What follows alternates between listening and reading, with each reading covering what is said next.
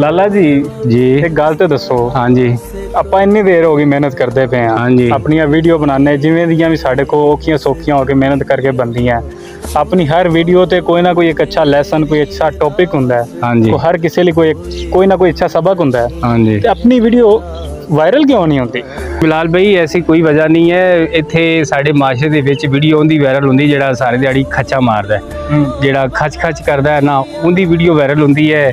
ਤੇ ਜਾਂ ਮੁਜਰਿਆਂ ਦੀ video viral ਹੁੰਦੀ ਹੈ ਤੇ ਜਾਂ ਡਾਂਸ ਵਾਲਿਆਂ ਦੀ ਵੀਡੀਓ ਵਾਇਰਲ ਹੁੰਦੀ ਹੈ। ਇਸ ਮਾਸ਼ਰੇ ਦੇ ਵਿੱਚ ਅੱਛੀ ਚੀਜ਼ ਨੂੰ ਲੋਕ ਵਾਇਰਲ ਨਹੀਂ ਕਰਦੇ।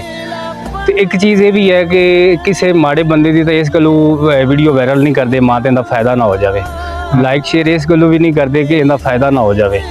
ਅਸਲ ਲੋਕਾਂ ਦੀ ਸੋਚ ਬਹੁਤ ਛੋਟੀ ਹੈ। ਇਸ ਵਜ੍ਹਾ ਤੋਂ ਛੋਟੇ ਜਿਹੜੇ ਨਾ ਆਪਣੇ ਭਾਈਆਂ ਦੀ ਜਾਣਨ ਵਾਲਿਆਂ ਦੀ ਵੀਡੀਓ ਵਾਇਰਲ ਨਹੀਂ ਕਰਦੇ, ਇਹਨਾਂ ਦਾ ਕਿਧਰੇ ਫਾਇਦਾ ਨਾ ਹੋ ਜਾਵੇ।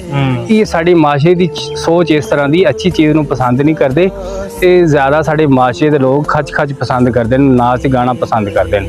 ਇਹ ਵਜ੍ਹਾ, ਇਸ ਵਜ੍ਹਾ ਤੋਂ ਆਪਣੀ ਵੀਡੀਓ ਗੱਲ ਠੀਕ ਹੈ ਕਿਸੇ ਹੱਦ ਤੱਕ ਜੀ, ਇਹ ਹਕੀਕਤ ਹੈ ਬਿਲਾਲ ਭਾਈ।